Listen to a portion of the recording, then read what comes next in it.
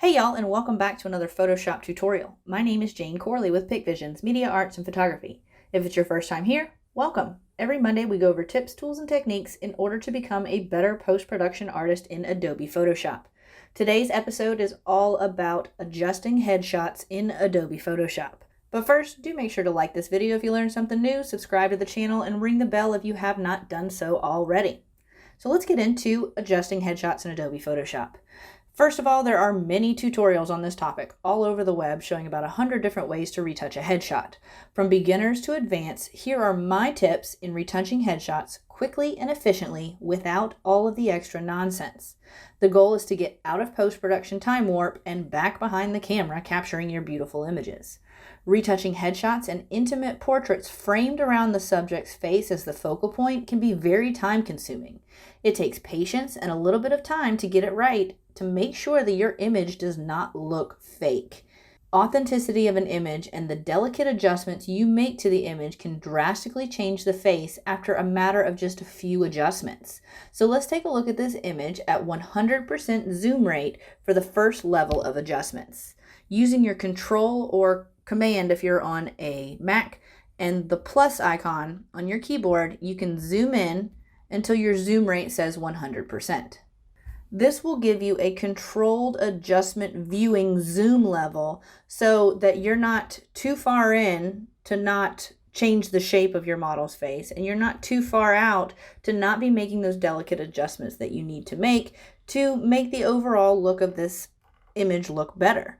So before we make any marks on our image, changing the pixel makeup of our image, we want to drag the background copy down to the new layer icon down here at the bottom of the layers panel. This will create a background copy to preserve our negative and set ourselves up for a non-destructive workflow. We now want to clean up the edges around the border of our subject matter. So this area around her hair, these flyaways, just the elements that are distracting. I know her hair is supposed to be kind of messy, but I do want to tighten it up a little bit and make it look a little bit more controlled.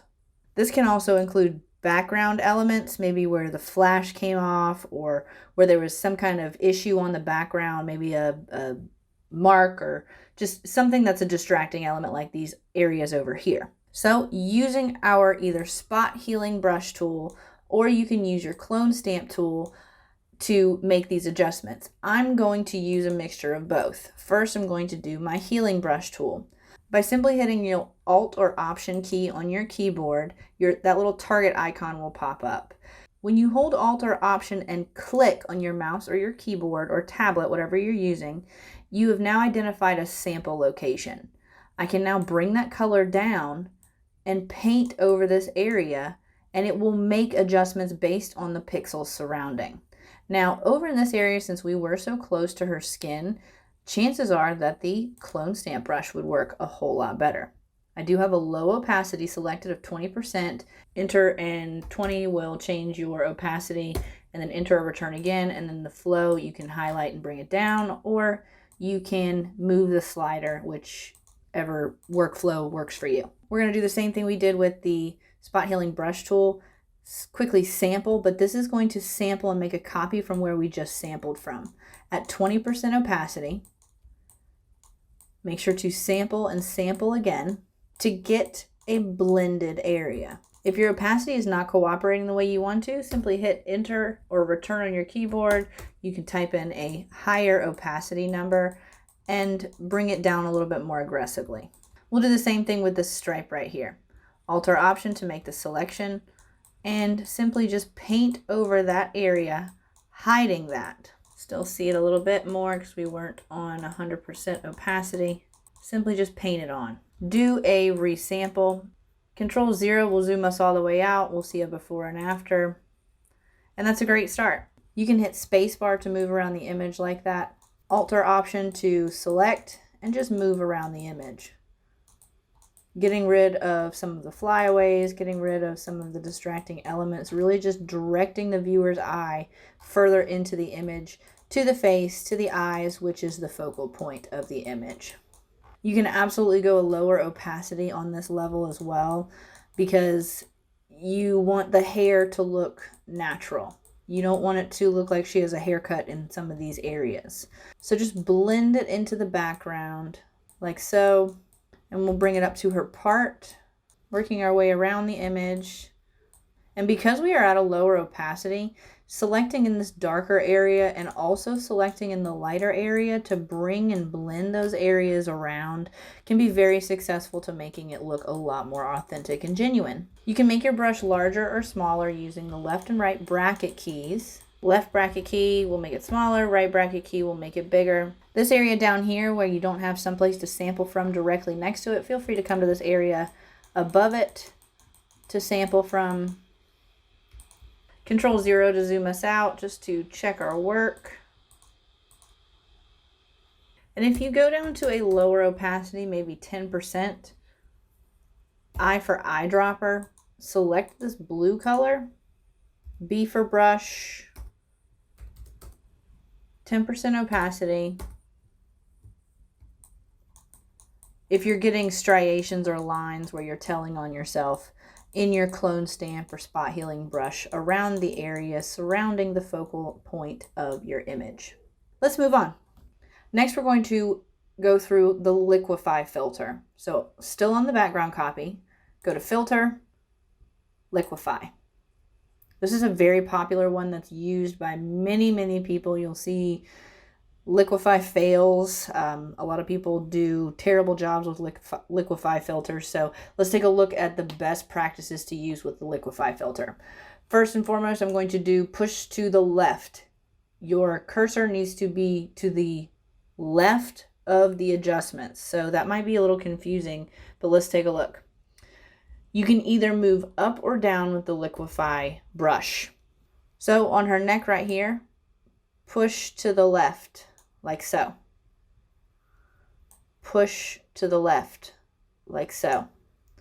Do not push to the left all the way in because that makes it look fake now. You want to make sure that you have height where the height is needed and you don't overgo the angles of the person's body. It's always really great to make the neck seem a little bit longer, make the chin seem a little bit smaller, but be careful with telling on yourself there. She doesn't need a whole lot of stuff in here, but I just wanted to show you guys the Liquify filter just briefly. We'll have a whole video on the Liquify filter coming up later. Just make sure you don't go overboard because the Liquify filter is a very dangerous game and can be overused or not used enough if it's really easy to tell on yourself, we'll put it that way, with the Liquify filter. It's also really great just to smooth up some areas that might be a little lumpy and bumpy around the border, just to make sure everything is clean and good to go. So that's all I'll do with the Liquify filter for now. The reason we do this step first is because we are about to use adjustment layers, masks, correction, overlay layers, and lots of other different techniques. Having the Liquify layer near the bottom of the layers panel assures that the layers above will not be skewed with the Liquify or plump filters when used in coordination with the adjustments. So let's move on. The next level adjustments are the spot healing brush and the sponge tool. It is important to sample often and always with the sponge tool or the healing brush tool because you don't want to get redundant patterns. This will cause your image to look fake and manipulated, which is not the goal. Your goal is to be slick about your post-production, making the image more alluring, not more distracting. So if you're having issues finding all the blemishes to make her skin, her face, everything really smooth and nice, one pro tip trick to do is to come over to your adjustment layers here, or you can come down to your adjustments icon here and go to black and white. By increasing the reds, the yellows, and the magentas, it is now very clear where these blemishes are and where the adjustments need to be made. So we're going to click back down on our background copy, come down to this bottom area where it says a new layer, and create a new blank layer in between the background copy layer and the black and white layer. Paired with a healing brush tool, make sure you are current and below selected. You're going to want a small brush. This should work for us. Something a little less than a medium hardness. And we'll leave it at that. So what we're going to do now is we are going to sample using our alter option and click, and then find areas that need to be adjusted. Do make sure to only sample in the areas where, this shadow area here, this light highlight area here. She has a little bit of a shadow area here and a little bit of light here, little shadow here. Follow the lines of the shadow and the highlights when you're doing your sampling. I want to sample from here to make my corrections here. Sample from here to make my correction here, and so on. You're going to work your way down the face, making adjustments.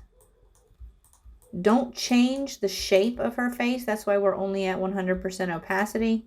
You just want to make small adjustments to the look of her face.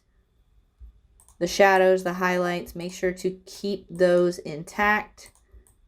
Small blemish adjustments. Discoloration in the skin, areas that aren't adding to the image, they're actually distracting from the image. Feel free to bring this tan line out if it's distracting to you using this technique. If you want to just blend it in with her skin, you can absolutely do that. Do some finishing touches. Control 0 will zoom you all the way out. Let's see how we did. We have a few areas in here that we had a few mistakes, a few adjustments, and we can just simply resample and come into these areas and really just blend everything together. So now that we're done with this background copy, you can simply just select it and delete it. Now we want to correct the color and the texture of the image. So we're going to make 2 complete copies of the below information with Control-Alt-Shift-E as in everything, which will make a copy of all of the below information. We're going to do this twice. Control-Alt-Shift-E as in everything. The first layer, layer 2 right here, we're going to call color. The second layer right here, we're going to call texture. We're going to turn off the texture layer and just work with color. Using the eye for eyedropper, identify a foreground, select X, and a background color. So you have a highlight and a low light chosen. Using B for brush at a low opacity and a low flow, you're going to simply paint over using your highlight and your shadow color to smooth out the image.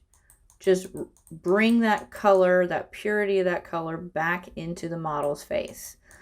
Switching back and forth from shadow to highlight color to really get the look that you would like. Once you get an overall look of the image, do make sure that you zoom in. Zoom into the image and make sure that you are not creating lines, you're not creating distortion, you're not changing the shape of the model's face. And feel free to use your eye for eyedropper to resample a new shadow and a new highlight color to get contrast and variation in your darks around the model's face and in the contouring areas. Making your brush smaller with the left bracket to get those finer details. A higher highlight and a lower low light in her Cupid's bow and underneath her lip to make them a little bit more plump. Underneath the nose area to really give shape and definition to the nose. Down in this area, we're going to do the same thing with the highlights as well. Because where there are lower low lights, there are also higher highlights to differentiate the shape of the face.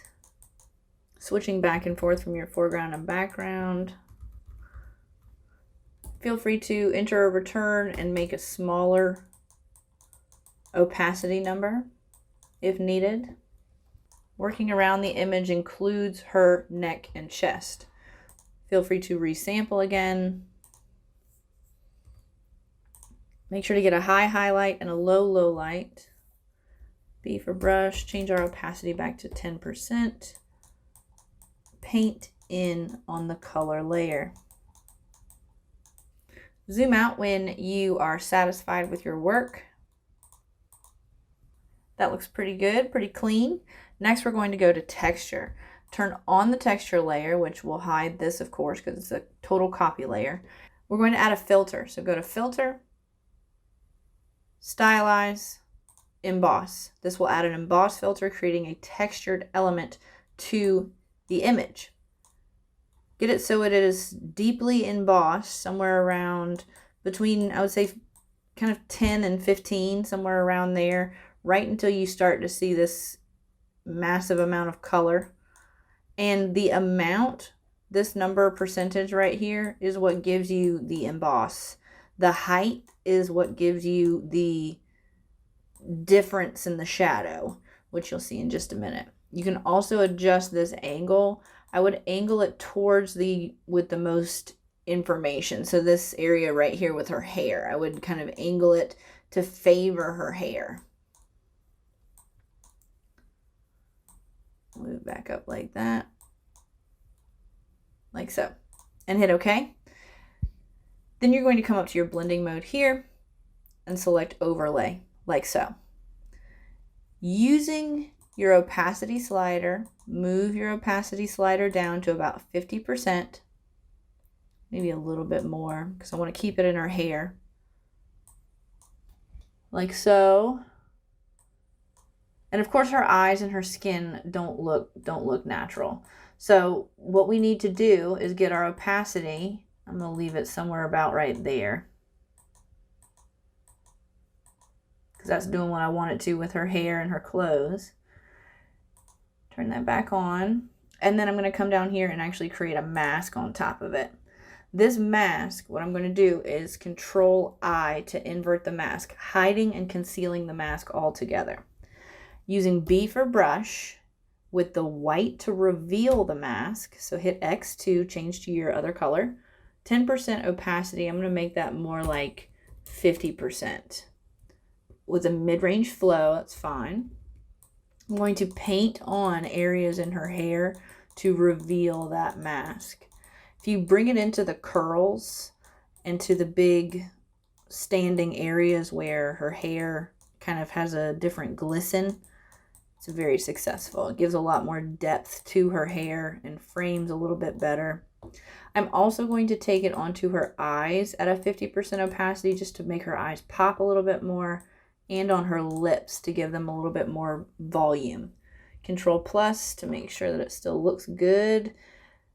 Working on the eyes as well really helps to add a little something extra to her eyelashes, which is very, very successful with portraits. It kind of brings that information a little bit more in.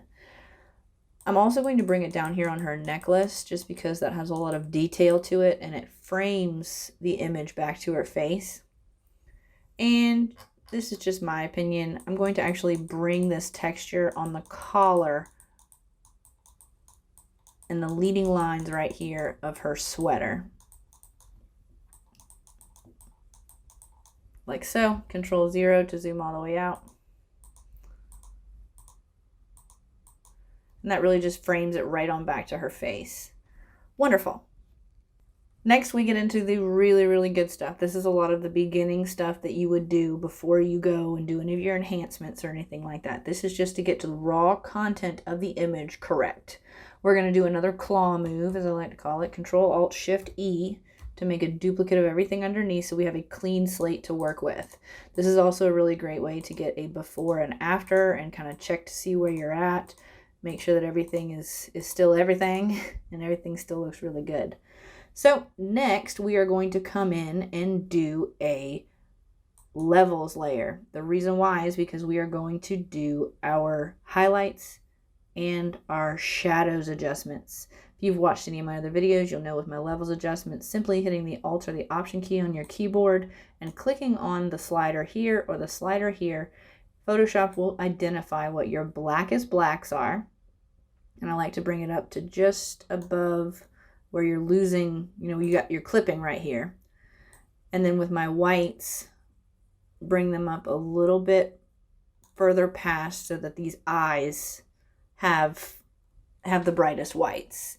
You can always bring the white down just a little bit if you're getting a little bit of clipping in the eyes that you find distracting.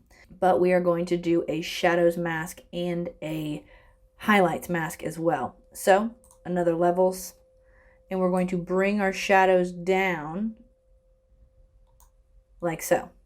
Control I to invert the mask, B for brush, reveal the mask, 50%, that's way too much, so we're going to do 10%. And I'm going to make my brush a little bit bigger and just go over these areas where I want their shadows to be a little bit more accentuated. It's almost like a controlled dodge and burn. Other post-production artists, they use maybe curves. Curves is a very popular one to do a highlights and a shadows adjustment, but I prefer levels. I feel like it's a little bit more controllable. Like so, just really give more depth to the shadows in the image, like so. Make your brush a little bit smaller, a little bit bigger, whatever you need with your bracket keys. And burn in those shadows, like so. Then we'll do the same thing for a highlight. So go to levels and bring your highlights up. It's a little hot, so we'll bring it right there. Control I to invert the mask, B for brush, and paint on the same way you did with the shadows in the high points of the subject's face, neck, shoulders, and chest, as well as in the hair to add that heightened dimension to the hair areas.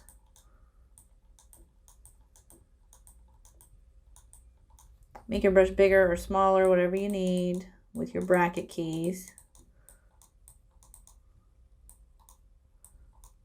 Like so. Take a look at before and after of both. Big difference. All right, next, this is probably one of my utmost favorite things about Photoshop is the color balance adjustments. We're going to do very similar things. The color, I wish to actually make 4 total color adjustment layers. First is going to be your skin tone. Color balance adjustment layer found here, or it can be found right here under hue and saturation. And we're going to adjust our reds, our magentas, and our yellows just for her skin tone. So bring it down a little bit, bring it down a little bit. You want to get her skin nice and warm. Control I to invert the mask. B for brush, make your brush a little bit bigger, 10%, let's make it more like 20%. And you don't need it to be this red or this magenta yellow combination. You want to just add a little bit of that color back into her skin where it may have been lost making the color and texture adjustments that we did.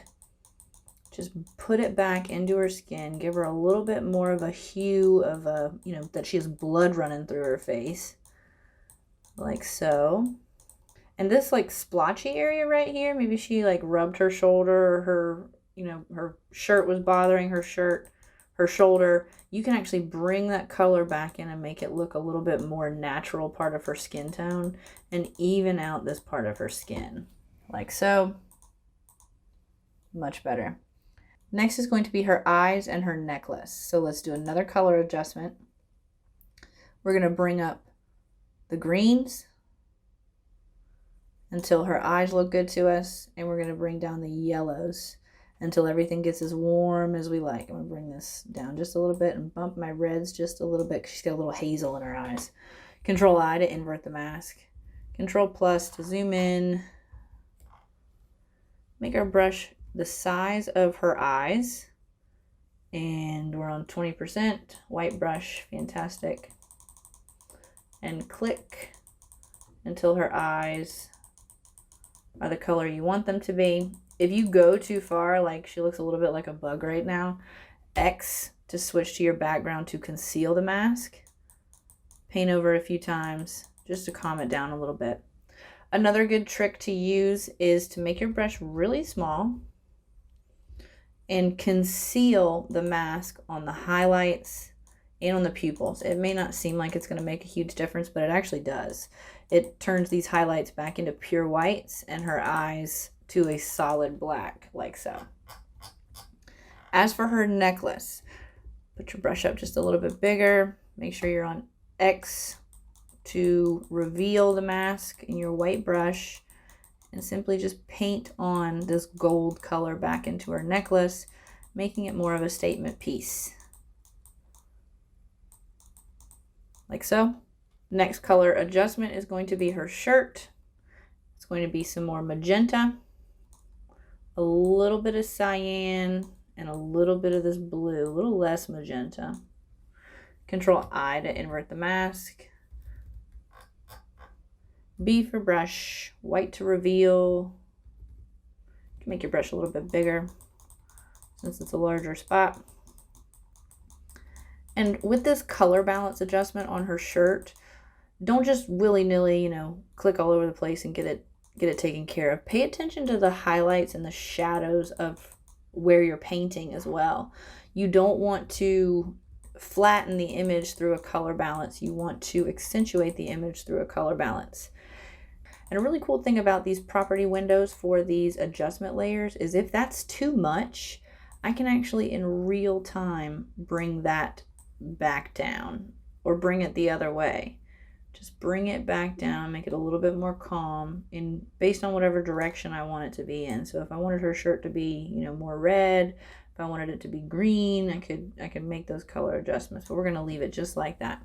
Control 0. Looking pretty good, guys. Lastly, what I'm going to do is do a color balance adjustment for her hair. I'm going to bring some red into her hair. I'm going to bring some magenta to her hair. I'm going to bring in some blue, yellow to her hair. So I'm going to paint in some pretty much red highlights. Control I to invert the mask. B for brush. This is really going to add a level of difference between her hair and the background as well. You don't want to go overboard. You just want to follow the areas where that hair already wants to grab that red glisten. Like so. And with your opacity slider, you can of course make smaller adjustments until you get it to be as natural as you'd like. My last and final correction is going to be the background. So I like to blur my background a little bit just to bring the focus more into the subject and get all the distracting, maybe brush strokes or anything out at the back. So we're going to do one last claw move. Control Alt Shift E to make a duplicate copy. Filter, blur, Gaussian blur. I'm going to sample from this background area and get that background as smooth as possible. That looks pretty good. Okay. Create a mask on top. Control I to invert the mask. B for brush. I want to reveal the mask. Make my brush kind of big. I think I'm actually going to zoom out. Control minus so that I have some room to work. Like so.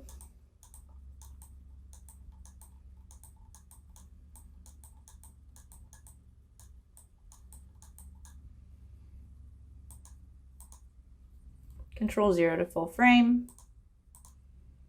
Looks so much better. Looks really good, guys. So one last to see the before and after. Control Alt Shift E as in everything will hide all these layers underneath. And we have our background selected for our original and our foreground. So that's the original, that's the adjusted. Ooh, one last little fun tip. If you come over to your sharpen icon here, the little corner right above the dodge and burn tool, you can actually locate the smudge tool. And you're going to make it really, really small on a layer fulfilled by the entire image and just simply pull up on these corners. Not a lot, just a little. Just to give her some form of expression. Some form of expression. You can even come up and maybe soften up her lips a little bit with it. Like so. Control 0. And that adds a little bit to the image as well. So that's a kind of a fun, quick tip as well. I do hope this video was helpful on some tips, tools, and techniques on how to edit headshots in Adobe Photoshop. Please leave in the comments below any tips or tricks you have for your fellow post-production artists, or any comments you have on this video, ways that I can make videos better for you guys, or topics you'd like me to cover. Do make sure to like this video if you learned something new, subscribe, and ring the bell if you have not done so already. Looking forward to seeing you guys in next week's episode. I'm Jane Corley with Pick Visions, Media Arts and Photography. See you later, guys.